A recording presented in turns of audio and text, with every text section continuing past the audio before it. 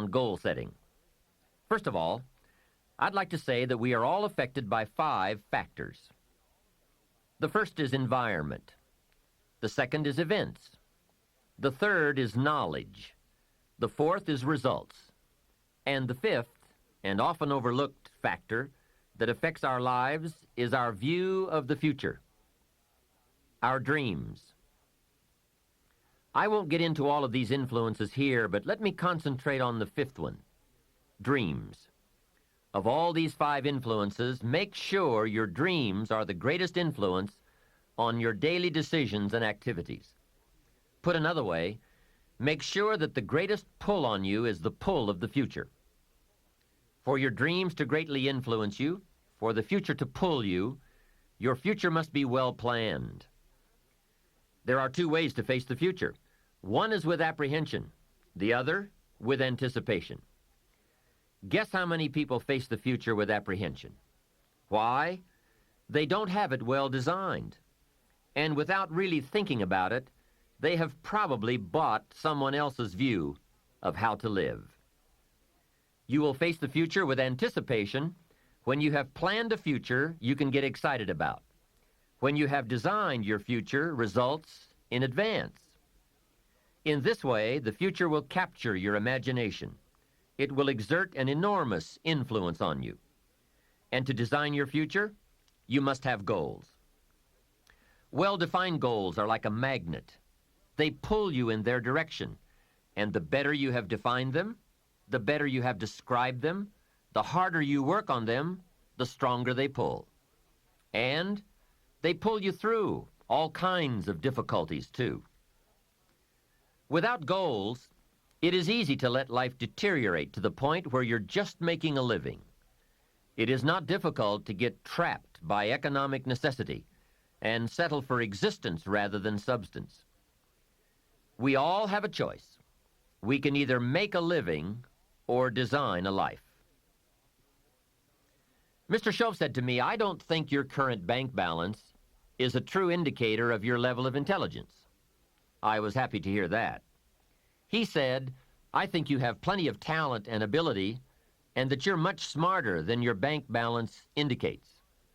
And that turned out to be true. I was much smarter.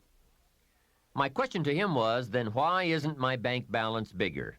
And he said, "You don't have enough reasons for accomplishing great things.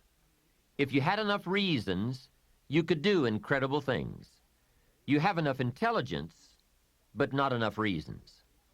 That's the key. If you had enough reasons.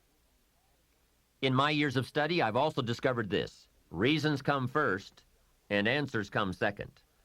Life has a strange way of hiding all the answers and disclosing them only to people who have been inspired to look for them, who have reasons to look for them.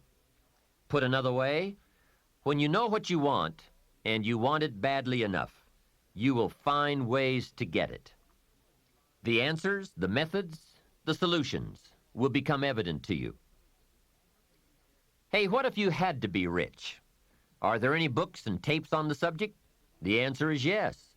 There are plenty of good ones. But if you don't have to be rich, you probably won't read the books or listen to the tapes. What drives us to find the answers is necessity. So work on your reasons first, answers second. Now, what are some of the reasons for doing well? It varies from person to person. I'm sure that if you did a little soul searching, you could come up with a fairly strong list of reasons why you want to accomplish great things.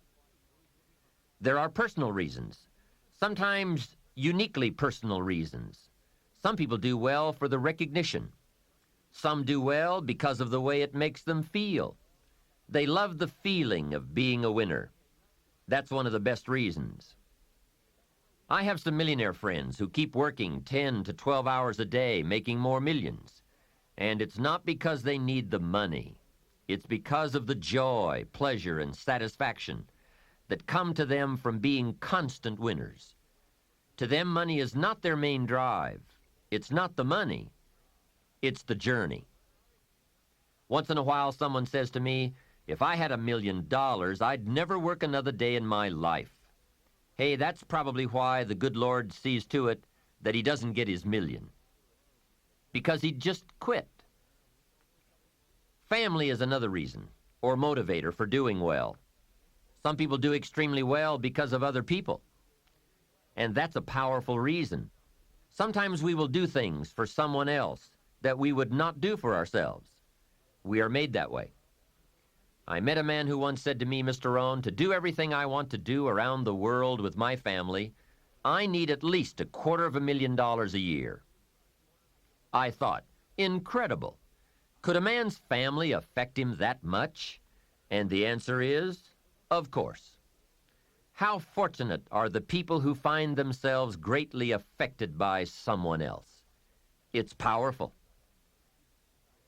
Benevolence, the desire to share, can be a powerful reason for wanting to achieve.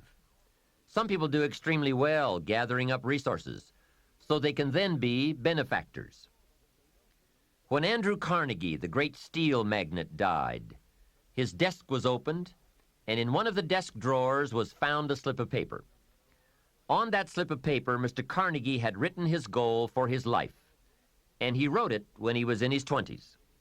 On that slip of paper, he had written, I'm going to spend the first half of my life accumulating money. I'm going to spend the last half of my life giving it all away. That's terrific. He was so inspired by that goal that during the first half of his life, he accumulated $450 million. And during the last half of his life, he gave it all away. How powerful. What has you turned on? What has you getting up early, hitting it hard all day and staying up late? What has you inspired? Next question. What's got you turned off? When I found the answers to those two questions, my life exploded into change. I finally found out what negative philosophy of life I had allowed to limit me and had me turned off, and I got that cured. Then I found a long enough list of reasons to turn me on, and once the lights went on for me at age 25, they have never gone out.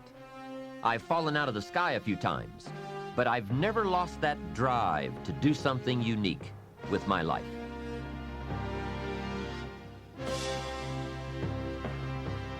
Here's how simple now goal setting is. It's not mysterious. You don't have to anchor, you don't have to focus, you don't have to visualize, none of that stuff. Here's how simple goal setting is. Changed my life. Decide what you want and write it down. I mean, that's how profound this stuff is. Decide what you want and write it down. Make a list. Where do you want to go? What do you want to do? What do you want to see? What do you want to be? What do you want to have? What do you want to share? What projects would you like to support? What would you like to be known for? What skills would you like to learn? Some extraordinary things you'd like to do, ordinary things you'd like to do, right? Silly little things you'd like to do, very important things you'd like to do. Decide on all that stuff and write it down, write it down, write it down. That's how simple this stuff is. And it's your own private list. If it's really private, you know, on your list, put some stuff in code where nobody can understand it if this list fell into unfriendly hands. Okay. And simple things, whatever. Foolish things, doesn't matter. It's your list. I had a little revenge on my first list.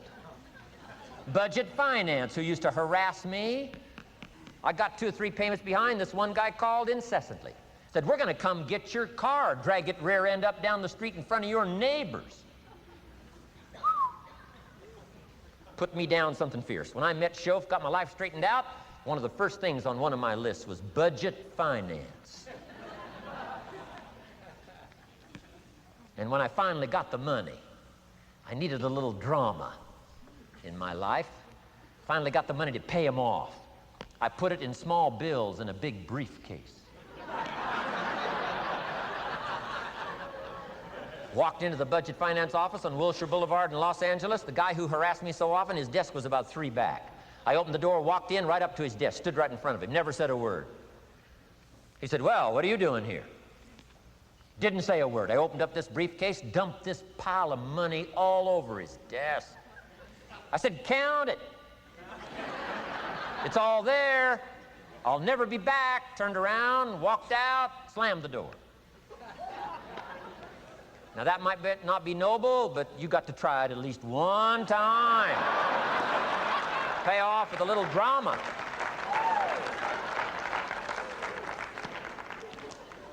Got to check them off my list. Keep your list with you. I keep my list in my journal so that I can go back. 5 years ago, here was my list, and I'm a little embarrassed. Here's what I thought was so important now. How my philosophy has changed. From 10 years ago, 5 years ago, 3 years ago. Here's my old list. Here's my new list. Here's what's valuable to me now. Here's what I want my life to be now. Here's where I want to go, what I want to do, what I want to see. Keep your lists of goals so that it shows your growth, shows your ability to change and grow. Your philosophy grows and expands what's valuable. Setting goals. Doesn't matter how small, foolish it is. Put it on your list. My Japanese friend, Toro Ikeda, put on his first list, a Caucasian gardener. Good morning. Thought that was good.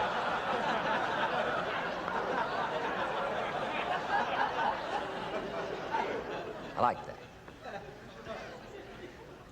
Have you got this profound thing now on setting goals? Here's how profound it is. Decide what you want and write it down. Get together with your wife, decide. Get together with your kids, decide. Get together with your business colleagues, decide. Write it down, make a list. Okay, that's how easy it is. Now let me give you one more scenario on setting goals. When I started making my first list, Mr. Shoaff said, Mr. Rohn, looks like we're going to be together for a while. He said, I've got a suggestion for you. He said, I think one of the first goals you ought to set, you're a 25-year-old American male, sure you've made some mistakes, but now you're on the road to better things. You got a family, worth it. Reasons makes the difference. And he said, you've got every reason to do this. He said, why don't you, among all the goals you're going to set, why don't you set a goal to become a millionaire? A millionaire. This is America. All the possibilities are available. Why don't you set a goal to become a millionaire? He said, it's got a nice ring to it. Millionaire. Enough zeros to impress your accountant? Millionaire.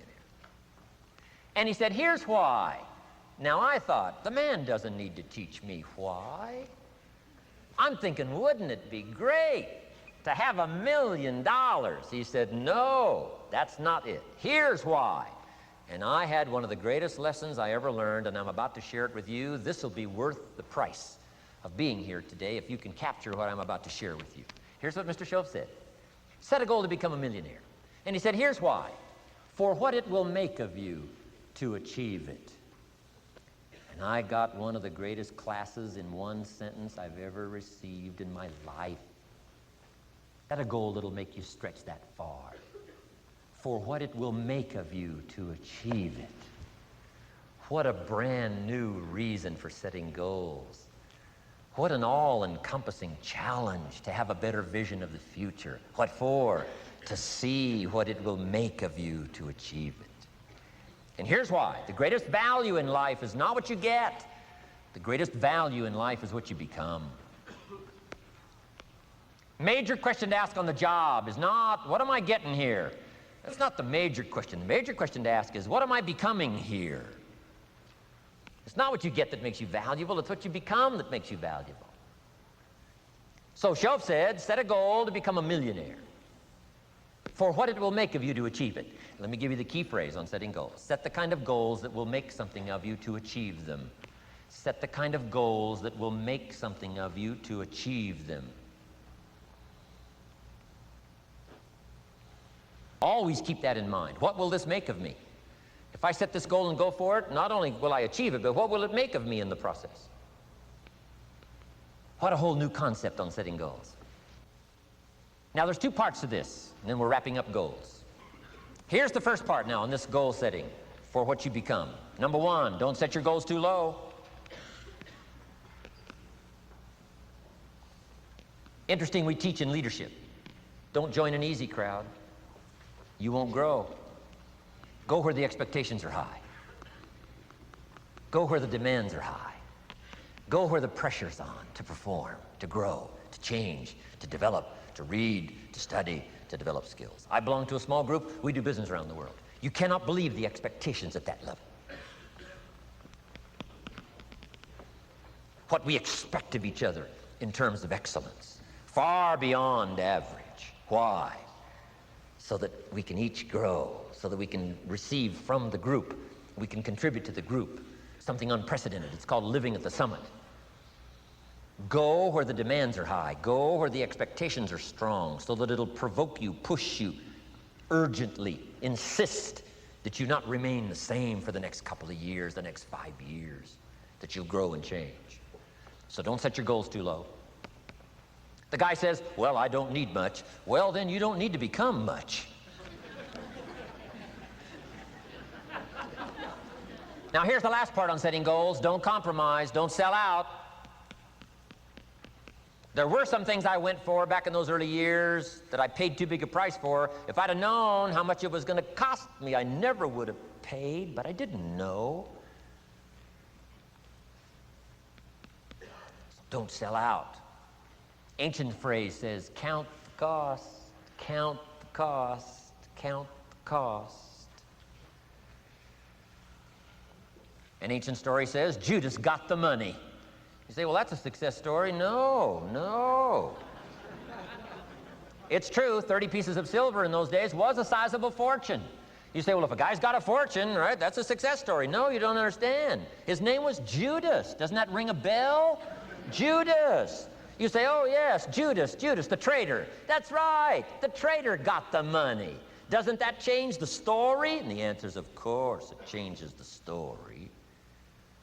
Interestingly enough, after Judas gets the money from becoming a traitor, he's got the money in his hot little hand, and now he's unhappy. Somebody says, well, if you had a fortune, how could you be unhappy? Well, he wasn't unhappy with the money. He was unhappy with himself. Key phrase, the greatest source of unhappiness is self-unhappiness. The greatest source of unhappiness doesn't come from outside. The greatest source of unhappiness comes from inside. And here's where the erosion starts, doing a little less than you could. That's where the beginning little infection of unhappiness starts, doing a little less than you can, not feeling that good about yourself. So don't let that happen. Judas is unhappy. He says, what'll I do? He says, oh, I'll just take the money back. Walked in where he got the money and said, here, take this money, I'm unhappy. They said, heck with you, Judas. We got what we wanted, you got what you wanted, out. They threw him out with his money. Judas says, well, what'll I do now? He says, oh, clever. Should have thought of this first. I'll just throw the money away. And he proceeded to throw his fortune away. Why would he throw his fortune away? He was so unhappy with himself. And that's not even the end of the scenario. After he threw his fortune away, he couldn't change what he became, a traitor. And now, in total abject frustration, he goes out and hangs his worthless self. Why such a tragic end? Because he was so unhappy with himself. He sold out. He paid too big a price. Ancient script sums it all up and said, what if you gained the whole world and it cost you your soul? Too big a price to pay if you got the whole world. Don't sell out. Don't compromise your values. Don't compromise your virtues. Don't compromise your philosophy. Key. Here's the key word, beware. If Judas could speak back, he'd probably say beware. Two good words from ancient script. One, behold, the positive word. Behold the possibilities, behold the opportunity.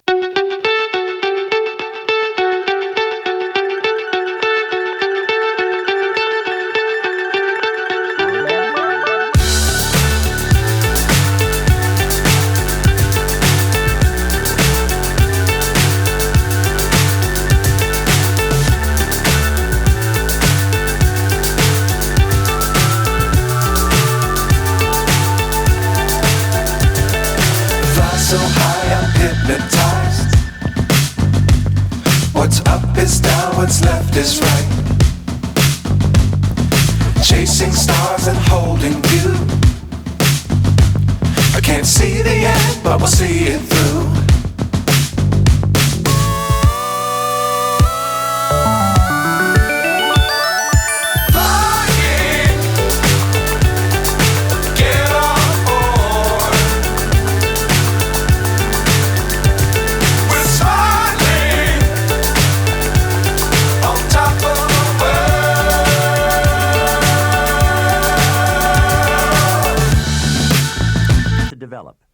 if you want to design your future. I'm going to give you enough homework not only to keep you busy for the rest of your life, but also to help you create the kind of life you may have always dreamed about living, but never believed possible. So let's get on with it. The sooner you exert the discipline, the sooner you will be enjoying the results. Once the results start to come, believe me, you won't mind the hard work and discipline it's going to take. Now, get a sheet of paper, and at the top of it, write the words, long-range goals. I'm going to ask you some questions, and I want you to jot down the answers. If you don't have paper and pen handy, follow along with me now anyway, just listening. Then, later, listen again when you can write down your ideas. After I've asked the questions, which is the first part of this exercise, you can stop the tape and work on your answers. All right, let's start this exercise.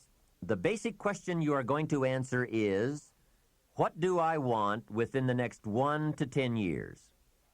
I want you to take about 12 to 15 minutes and make a list of at least 50 things you want within the next 1 to 10 years. These are long-range goals.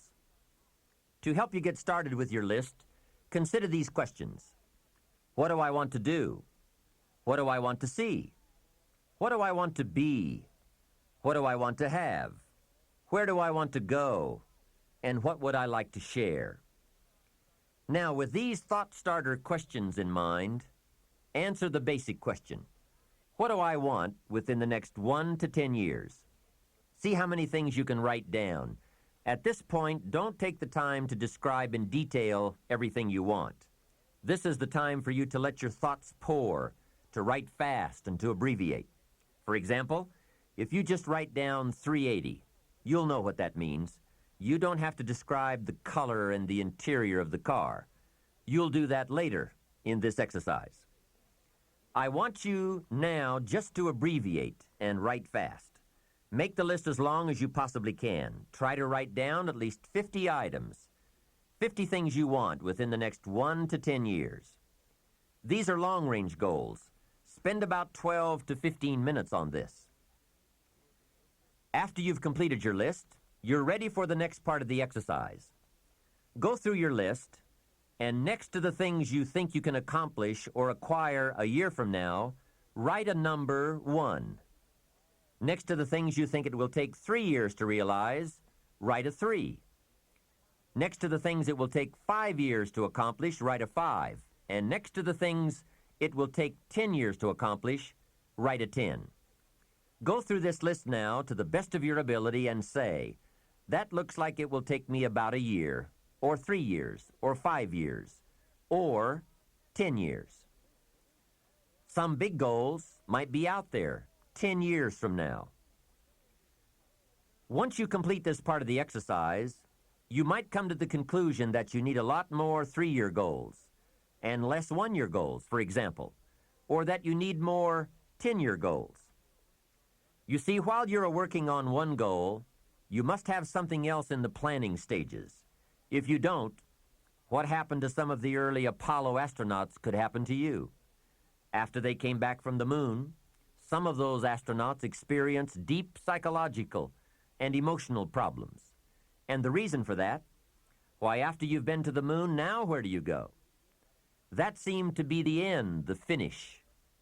What later astronauts did was to make sure that they had major projects lined up after they returned from the moon trip. The way you enjoy life best is to wrap up one goal and start right on the next one. Don't linger too long at the table of success. The only way to enjoy another meal is to get hungry. Another thing to check for on your list is that you have included goals for each of these 3 important categories.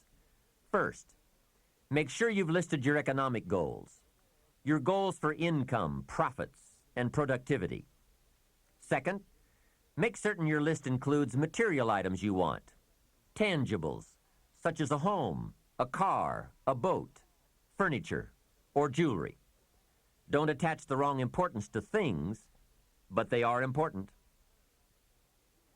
Third, you'll want to include on your list goals for personal development.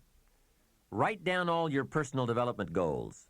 Your goals to be more physically fit, to lose weight, to be more decisive, to be a more effective leader, to be a better communicator, to learn another language.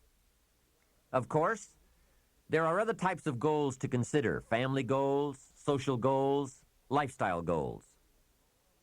This is pretty heavy homework, but remember, whether or not you do your homework shows up in the marketplace as well as in the classroom. After you have determined which of your goals are 1 year, 3 year, 5 year, and 10 year, and after you've made certain your list includes economic goals, things, and personal development goals, I want you to go back to this list again. Now pick out the 4 most important 1-year goals, the 4 most important 3-year goals, the 4 most important 5-year goals, and the 4 most important 10-year goals. Those 16 goals will give you plenty of work for now. Get out some more paper, and in a brief paragraph, describe each goal. How high, how long, how much, what size, what model, what color, for example. Also describe why it is important to you. This is a process where you either talk yourself into it or talk yourself out of it, which is good. When you're unclear as to why something is important, usually you put only half-hearted effort into it. What you want is a powerful motivator, but the reason why you want it is an even more powerful motivator. It has greater pull. You may find that some of your goals you thought at first glance were important are not important after all. Do some reflecting, refining, and revising. The point is, right now, try to have approximately 4 1-year, 3-year, 5-year, and 10-year goals that you truly believe in, that inspire you, that you've sold yourself on. When these goals and the reasons you want to obtain them are each clearly described in a brief paragraph, transfer this information to a journal or some type of notebook that you can carry with you easily and refer to often. It's essential to set aside some time every week to review all of your goals, to rearrange them, redo them, restructure them, to add goals, or to tear up the whole list and start over. Goal setting is not something you do just once. It's a continual process. Also, you must constantly check your progress toward your goals. You don't want to fall too far behind on, or worse, lose sight of, your important goals. Now, just as important as your long-range goals are your short-range goals. Your goals for tomorrow, next week, next month, 6 months from now. These are goals you can accomplish within the next year, the immediate future. We call these goals confidence builders. When you work hard, burn the midnight oil, and accomplish these little things, it builds your confidence to go for your long-range goals. Write down in your notebook or journal all the little things you would like to have or accomplish in the next year. How you set up this list is up to you. You might want to break it down by week or by month. Set it up in whatever way works well for you. Part of the fun of having a list is being able to check off something as obtained or completed. Every week, try to check off at least one thing on your list of short-term goals.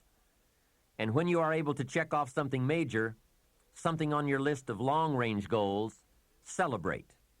Make winning joyful. Congratulate yourself. It is very important to celebrate progress. We grow from 2 experiences. One is the joy of winning, and the other is the pain of losing. Here's what that also means. Make losing painful. Put it on yourself. If you set something up, fooled around, didn't pull it off, put it on yourself. And get around people who will help in this area. Hey, don't join an easy crowd. Go where the expectations are high, where the pressure to perform is high. It's how we grow. I'm certain that part of the reason why people let goal setting slide is because it is a lot of work. As I said, you'll be constantly revising your lists of short-range and long-range goals, rearranging them, refining them, redesigning them, establishing different priorities, adding new goals, perhaps deleting others. It's interesting that so many people work hard on their jobs, but they don't work hard on their futures. They let that slide. Some people live such mediocre lives that at the end of the day, they don't know whether they're winning or losing. They just go through life with their fingers crossed. I know most people don't make definite plans, but don't let that be you. The guy says, well, you work where I work, but the time you get home, it's late. You've got to have a bite to eat, watch a little TV, and get to bed. You can't sit up half of the night and plan. And this is the guy who's behind on his car note. He's a good worker, hard worker, sincere. But I've discovered that you can be sincere and work hard all your life and wind up broke and embarrassed. You've got to be better than a good worker. You've got to be a good planner, a good goal setter.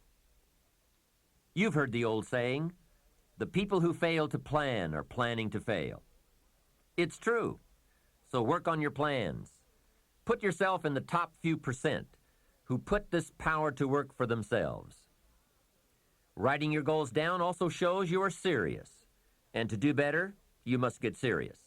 You don't have to be grim, but you do have to be serious. Hey, everybody hopes things will get better, but remember, the future does not get better by hope. It gets better by plan. And hope unaided by clear plans can finally become an illness. There's a Bible phrase that says, hope long delayed makes the heart sick. It's a sickness. I used to have the illness known as passive hope. It's bad. And there's one that is even worse, and that is called happy hope. That is really bad. The man is 50, and he's broke, and he's still smiling. That's bad. So get serious. Make plans. Put them on paper. My suggestion from experience.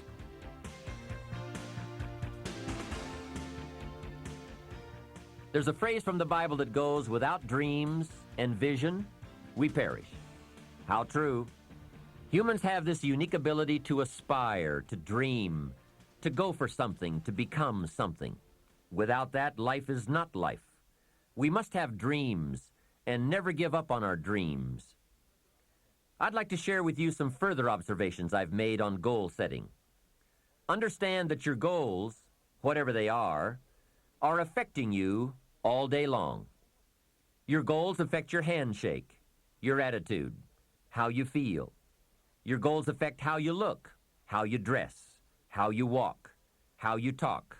All day, every day.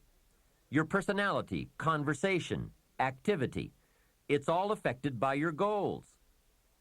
I asked a man one time, what are your goals for this month? And he said, if I could just scrape up enough money to pay these lousy bills. That was his goal. Hey, I'm not saying it isn't a goal. It is, but it's such a poor goal. It certainly isn't inspiring. You don't jump out of bed on Monday morning and say, oh boy, another chance to go out and scrape up the money to pay these lousy bills. The point is that goals should be fun. They should be big, challenging, rewarding. They should allow you to grow. Here's a most important question to spend some time answering. What kind of person will I have to become to get all I want? Write down a few thoughts on that. Write down some skills you'll have to develop, for example, and some of the things you're going to have to learn. Just spend a little time writing a few sentences on this. What kind of person will I have to become to get all I want? The answer to this will give you some personal development goals. Remember that income does not far exceed personal development. All of us have to do this kind of self-examination. I have to look at my own life and say, well, here's what I want, but am I willing to become what it takes to get what I want? If I'm too lazy, if I don't want to learn, read, study, and grow to become that kind of person, then I cannot attract what I want. Now, either I have to change my wants, or I have to change myself. Here are a few more key points I'd like to share with you on goals and designing your future. First, if you don't right now feel as if you're equipped to get all you want, just remember, ability will grow to match your strong dreams.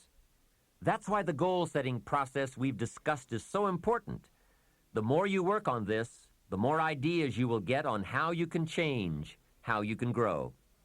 I am nowhere near the person I was when I met Mr. Schoaf 25 years ago. I'm not that person anymore. I've changed. There's nothing you can do about the past, but you can do a great deal about your future.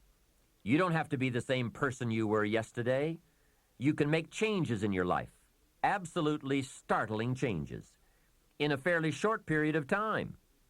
You can make changes you can't even conceive of now, if you give yourself a chance. You have untapped talents and potential that you haven't even reached for yet. And as time goes on, you'll be able to reach deeper and deeper. The first thing you'll know, you'll be able to do things you never thought you could do. You'll be able to handle things you never thought you could handle. You'll have ideas that you've never had before. All of this is sparked by the goal-setting process. When you know what you want, and you want it badly enough, the answers will come to you.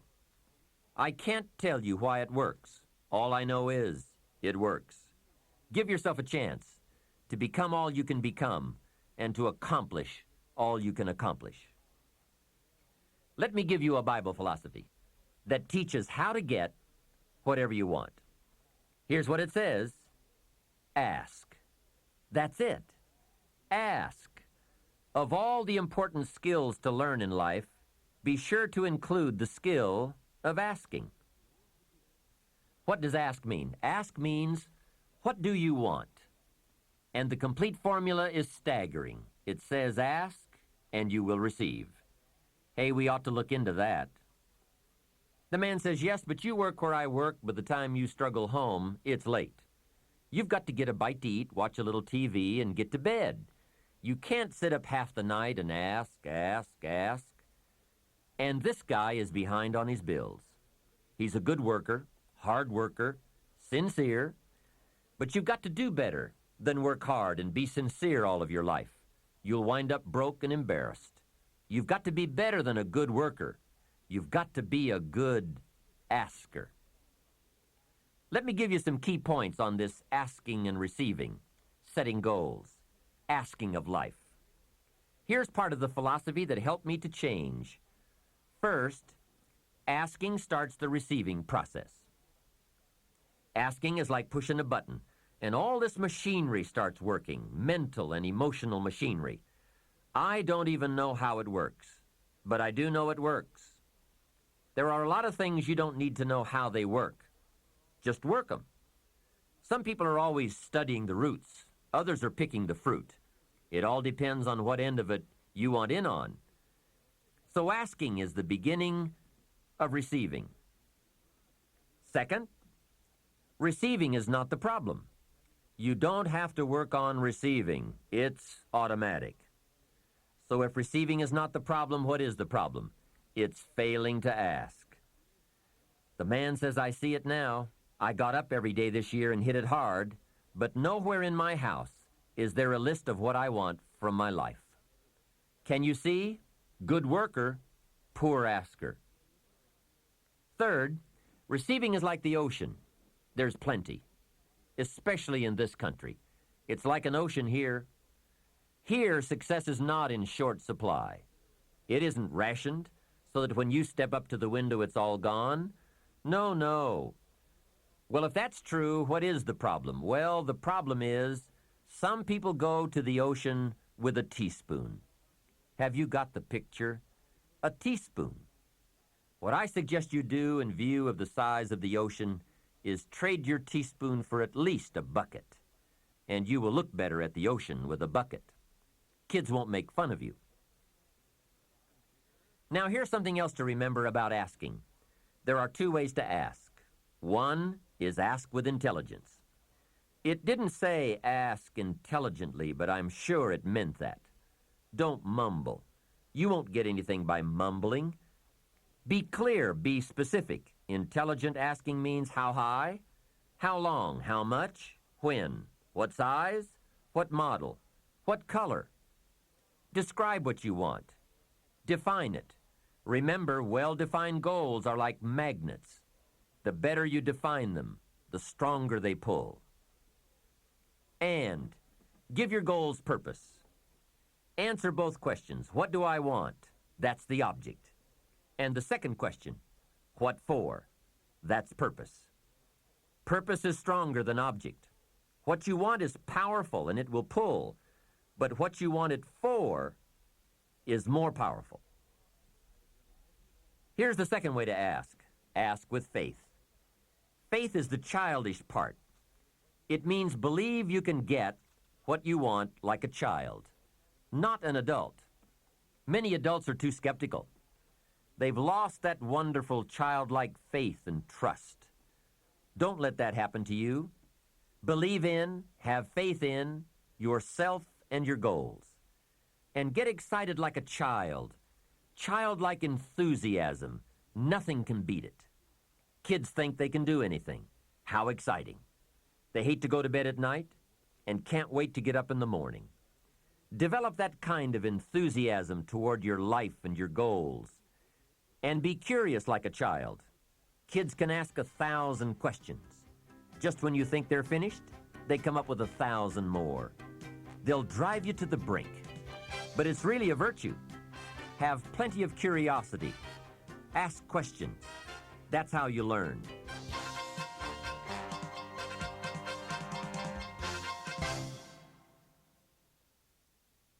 This is the end of Side 2. Side 1 is already queued up for your next listening.